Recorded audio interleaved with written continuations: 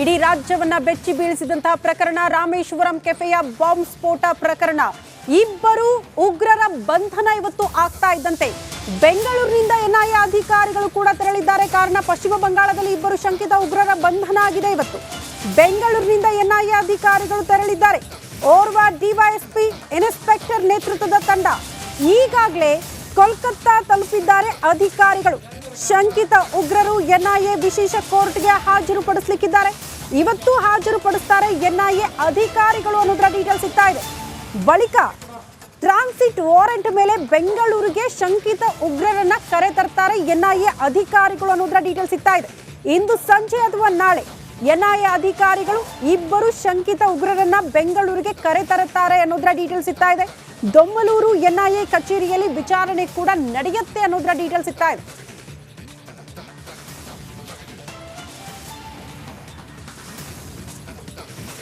ಬೆಳಗ್ಗೆ 9 ಗಂಟೆಗೆ ನಿಮ್ಮ ರಿಪಬ್ಲಿಕ್ ಕನ್ನಡ ಎಕ್ಸ್ಕ್ಲೂಸಿವ್ ಆಗಿ ಇಬ್ಬರು ಶಂಕಿತ ಉಗ್ರರ ಬಂಧನದ ವಿಚಾರವನ್ನ ನಿಮ್ಮ ಮುಂದೆ ಇಟ್ಟಿದ್ವಿ. ಜೊತೆಗೆ ಯಾವುದು ಮೋಟಿವ್ ಆಯಿತು ಇಬ್ಬರನ್ನ ಬಂಧಿಸುವಲ್ಲಿ ಎನ್ಐಎ ಅಧಿಕಾರಿಗಳಿಗೆ ಅಂದ್ರೆ ಒಂದು ಕ್ಯಾಪ್. ಆ ಕ್ಯಾಪ್ ಅನ್ನ ಎಲ್ಲಿ ಖರೀದಿ ಮಾಡಿದ್ರು ಅದೇ ಮಾಲ್ ಒಳಗಡೆ ಹೋಗಿ ಪರಿಶೀಲನೆ ಮಾಡಿದ್ರು ಅಧಿಕಾರಿಗಳು. ಅಲ್ಲಿನ ಸಿಸಿಟಿವಿ ದೃಶ್ಯಗಳನ್ನ ಆಧರಿಸಿ ಇಬ್ಬರು ಶಂಕಿತ ಉಗ್ರರ ಬಂಧನಕ್ಕೆ ಬಲೆ ಬೀಸಿದ್ರು ಎನ್ಐಎ ಅಧಿಕಾರಿಗಳು. ಅದ್ರಲ್ಲಿ ಇವತ್ತು ಸಕ್ಸಸ್ ಆಗಿದ್ದಾರೆ ಅಧಿಕಾರಿಗಳು.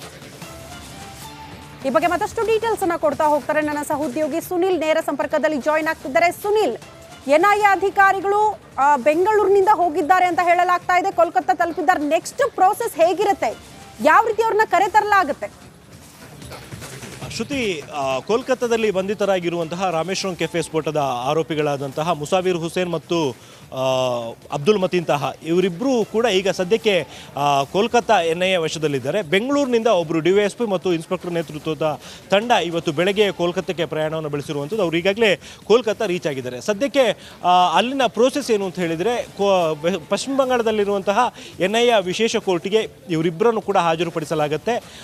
ಬಂಧನದ ಪ್ರಕ್ರಿಯೆ ಮುಗಿಸಿ ಅಲ್ಲಿ ಅವರಿಬ್ಬರನ್ನ ಹಾಜರುಪಡಿಸಲಾಗುತ್ತೆ. ಅದಾದ ಬಳಿಕ ಬೆಂಗಳೂರಿನಿಂದ ತೆರಳಿರುವಂತಹ ಎನ್ಐಎ ಅಧಿಕಾರಿಗಳು ಇವರಿಬ್ಬರನ್ನು ಕೂಡ ಟ್ರಾನ್ಸಿಟ್ ವಾರೆಂಟ್ ಮೇಲೆ ಬೆಂಗಳೂರಿಗೆ ಕರೆ ತರೋದಕ್ಕೆ ಕೋರ್ಟ್ ಮುಂದೆ ಒಂದು ಮನವಿಯನ್ನು ಸಲ್ಲಿಸ್ತಾರೆ. ಈ ಒಂದು ಮನವಿಗೆ ಕೋರ್ಟ್ ಅಪ್ರೂವಲ್ ಕೊಟ್ಟ ನಂತರ, ಟ್ರಾನ್ಸಿಟ್ ವಾರೆಂಟ್ಗೆ ಅಪ್ರೂವಲ್ ಕೊಟ್ಟ ನಂತರ ಇಬ್ಬರನ್ನು ಕೂಡ ಬೆಂಗಳೂರಿಗೆ ಕರೆತರುವಂಥ ಒಂದು ಪ್ರೋಸೆಸ್ ಆಗುತ್ತೆ. ಈ ಒಂದು ಪ್ರಕ್ರಿಯೆ ಏನಕ್ಕೆ ಅಂತ ಹೇಳಿದರೆ, ಅವ್ರನ್ನ ಫ್ಲೈಟ್ನಲ್ಲಿ ಕರ್ಕೊಂಬರುವಂತಹ ಟೈಮ್ನಲ್ಲಿ DGCA ಕಡೆಯಿಂದಲೂ ಕೂಡ ಪರ್ಮಿಷನ್ ಬೇಕಾಗುತ್ತೆ. ಸೊ DGCA ವಿಮಾನದಲ್ಲಿ ಯಾವುದೇ ಒಂದು ಆರೋಪಿಗಳನ್ನು ಕರ್ಕೊಂಬರಬೇಕು ಅಂತಾದರೆ ಅದಕ್ಕೆ ಟ್ರಾನ್ಸಿಟ್ ವಾರೆಂಟ್ನ ಅಗತ್ಯ ಇರುತ್ತೆ. ಹಾಗಾಗಿ ಈ ಒಂದು ಕಾರಣದಿಂದಾಗಿ ಟ್ರಾನ್ಸಿಟ್ ವಾರೆಂಟ್ನ ಪಡ್ಕೊಂಡು ಬಹುಶಃ ಇವತ್ತು ಸಂಜೆ ಅಥವಾ ನಾಳೆ ಬೆಳಿಗ್ಗೆ ಅಷ್ಟೊತ್ತಿಗೆ ಅವರಿಬ್ಬರನ್ನು ಕೂಡ ಬೆಂಗಳೂರಿಗೆ ಕರೆತರುವಂತಹ ಚಾನ್ಸಸ್ ಇದೆ.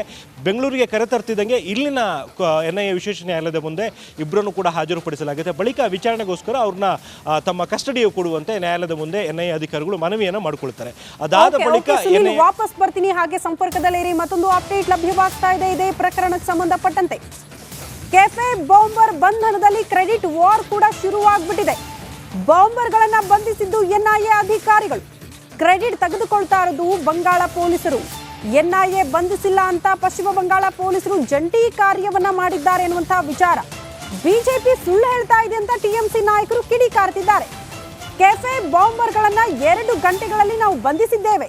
ಪೊಲೀಸರು ಆರೋಪಿಗಳನ್ನ ಬಂಧಿಸಿ ಒಪ್ಪಿಸಿದ್ದಾರೆ. ಪಶ್ಚಿಮ ಬಂಗಾಳ ಸುರಕ್ಷಿತವಾಗಿದೆ ಅಂತ ಮಮತಾ ಬ್ಯಾನರ್ಜಿ ಕೂಡ ಹೇಳಿದ್ದಾರೆ. ಈ ಬಗ್ಗೆ ಮತ್ತಷ್ಟು ಡೀಟೇಲ್ಸ್ ಅನ್ನ ಪಡ್ಕೊಳ್ಳೋಣ. ನಮ್ಮ ಪ್ರತಿನಿಧಿ ಸುನಿಲ್ ನೇರ ಸಂಪರ್ಕದಲ್ಲಿದ್ದಾರೆ. ಸುನಿಲ್, ಈಗ ಉಗ್ರರ ಬಂಧನದ ವಿಚಾರದಲ್ಲೂ ಕೂಡ ಕ್ರೆಡಿಟ್ ವಾರ್ ಶುರುವಾಗ್ಬಿಟ್ಟಿದೆ. ಹೇಗಿತ್ತು ಕಾರ್ಯಾಚರಣೆ? ಎಕ್ಸಾಕ್ಟ್ಲಿ ಏನಾಗಿರೋದು ಮಾಹಿತಿ ಕೊಡ್ತಾ ಹೋಗೋದಾದ್ರೆ? ಶ್ರುತಿ, ಅಸಲಿಗೆ ಬೆಂಗಳೂರು ಬ್ಲಾಸ್ಟ್ ನಡೆಸಿದ ಬಳಿಕ ಈ ಒಂದು ಕೇಸ್ನ ಪ್ರಮುಖ ಆರೋಪಿ ಅಂದರೆ ಕೆಫೆಗೆ ಹೋಗಿ ಅಲ್ಲಿ ಬಾಂಬ್ ಇಟ್ಟಿದ್ದು ಮುಸಾವಿರ್ ಹುಸೇನ್ ಶಾಜೀಬ್. ಈತ ಬೆಂಗಳೂರಿನಿಂದ ಎಸ್ಕೇಪ್ ಆಗಿದ್ದ. ಬೇರೆ ಬೇರೆ ರೂಟ್ಗಳಲ್ಲಿ, ಬೇರೆ ಬೇರೆ ಮಾರ್ಗಗಳಲ್ಲಿ ಈತ ಕಲಬುರಗಿ ತಲುಪಿ ಅಲ್ಲಿಂದ ನಮ್ಮ ಕರ್ನಾಟಕ ಬಾರ್ಡರ್ ದಾಟಿ ಆಂಧ್ರ ಪ್ರದೇಶಕ್ಕೆ ಹೋಗಿದ್ದ. ನೆಲ್ಲೂರಿನಿಂದ ಒಡಿಶಾ ಮಾರ್ಗವಾಗಿ ಕೋಲ್ಕತ್ತಾ ತಲುಪಿದ್ದ ಅನ್ನುವಂಥ ಒಂದು ಮಾಹಿತಿ. ಈ ಮಾಹಿತಿಯನ್ನು ಸಂಗ್ರಹ ಮಾಡಿದ್ದು ಅಸಲಿಗೆ IB ಅಧಿಕಾರಿಗಳು. ಕೇಂದ್ರ ಗುಪ್ತಚರ ಇಲಾಖೆ ಅಧಿಕಾರಿಗಳು ಈತನನ್ನ ಕಂಪ್ಲೀಟ್ ಆಗಿ ಟ್ರ್ಯಾಕ್ ಮಾಡ್ತಿದ್ರು. ಆತ ಎಲ್ಲೆಲ್ಲಿ ಹೋಗಿದ್ದಾನೆ ಅನ್ನುವಂಥರ ಬಗ್ಗೆ ಮಾಹಿತಿಯನ್ನು ಕಲೆ ಹಾಕ್ತಿದ್ರು. ಅಂತಿಮವಾಗಿ ಆತ ಕೋಲ್ಕತ್ತಾಕ್ಕೆ ಬಂದಿದ್ದಾನೆ ಅನ್ನುವಂಥ ಮಾಹಿತಿ ಗೊತ್ತಾದ ಬಳಿಕ ಅಲ್ಲಿ ಆತ ಉಳಿದುಕೊಳ್ಳುವ ಸಾಧ್ಯತೆ ಇರುವಂತಹ ಸ್ಥಳಗಳು ಅಂದರೆ ಹೈಡ್ಔಟ್ಸ್ಗಳಂತ ಏನು ಕರಿತೀವಿ ಆ ಥರದ ಜಾಗಗಳು ಯಾವುದಿದ್ದಾವೆ ಅನ್ನುವಂಥವನ್ನ ಫೈಂಡ್ ಔಟ್ ಮಾಡ್ತಿದ್ರು. ಸ್ಥಳೀಯ ಮಾಹಿತಿದಾರರಿಂದಲೂ ಕೂಡ ಮಾಹಿತಿಯನ್ನು ಕಲೆ ಹಾಕಿದ್ರು. ಫೈನಲ್ ಆಗಿ ಆತ ಇಂಥದೇ ಜಾಗದಲ್ಲಿ ಇದ್ದಾನೆ ಅನ್ನುವಂಥದ್ದು ಕನ್ಫರ್ಮ್ ಆದ ಬಳಿಕ NIA ಅಧಿಕಾರಿಗಳ ಜೊತೆಗೆ ಜಂಟಿಯಾಗಿ ಈ ಒಂದು ಕಾರ್ಯಾಚರಣೆಯನ್ನು ನಡೆಸಿರುವಂಥದ್ದು.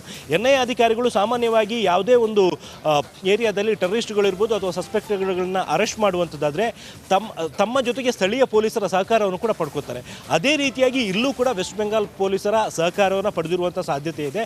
ಅದನ್ನು ಹೊರತುಪಡಿಸಿದರೆ ಕಂಪ್ಲೀಟ್ ಆಗಿ ನಾವೇ ಮಾಡಿದ್ದೀವಿ ಅನ್ನುವಂಥ ಕ್ರೆಡಿಟ್ ತಗೊಳ್ಳುವಂಥದ್ದು ಎಷ್ಟರ ಮಟ್ಟಿಗೆ ಸರಿ ಅನ್ನುವಂಥ ಒಂದು ಚರ್ಚೆ ಕೂಡ ಈಗ ಶುರುವಾಗಿದೆ. ಸದ್ಯಕ್ಕಿರುವಂಥ ಒಂದು ಮಾಹಿತಿ ಪ್ರಕಾರ ಅಂದರೆ NIA ಮೂಲಗಳ ಮಾಹಿತಿಯ ಪ್ರಕಾರ IB ಮತ್ತು NIA ಅಧಿಕಾರಿಗಳು ಜಂಟಿಯಾಗಿ ಈ ಒಂದು ಮಾಹಿತಿಯನ್ನು ಕಲೆ ಹಾಕಿ ಇಬ್ಬರು ಶಂಕಿತ ಉಗ್ರರನ್ನ ಬಂಧಿಸುವಲ್ಲಿ ಯಶಸ್ವಿಯಾಗಿರುವಂಥದ್ದು. ಶ್ರುತಿ.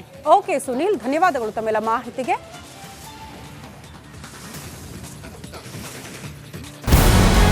ನಮಸ್ಕಾರ, ಕರ್ನಾಟಕ ಪ್ರೈಮ್ ಟೈಮ್ಗೆ ಸ್ವಾಗತ.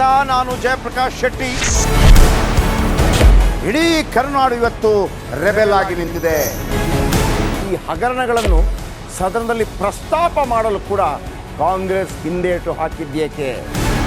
ನಿಮ್ಗೆ ಸಂಬಳ ಅದಕ್ಕೆ, ನಿಮಗೆ ವಾಹನ ಅದಕ್ಕೆ, ನಿಮಗೆ ವೆಪನ್ ಅದಕ್ಕೆ, ನೀವು ಅದನ್ನು ಸೆರೆ ಹಿಡಿಬೇಕಾಗಿತ್ತು. ನೀವು ವಿದ್ಯುತ್ ಬರ ಇದೆ ಅಂತ ಹೇಳ್ತಾ ಇದ್ದೀರಿ, ಎಲ್ಲಿ ಬರ ಇದೆ ನೀವು ಹೇಳಬೇಕು. ಪಾಕಿಸ್ತಾನ್ ಆಕ್ಯುಪೈಡ್ ಕಾಶ್ಮೀರ್ ಅದು ಎಂದೆಂದಿಗೂ ನಮ್ಮದು.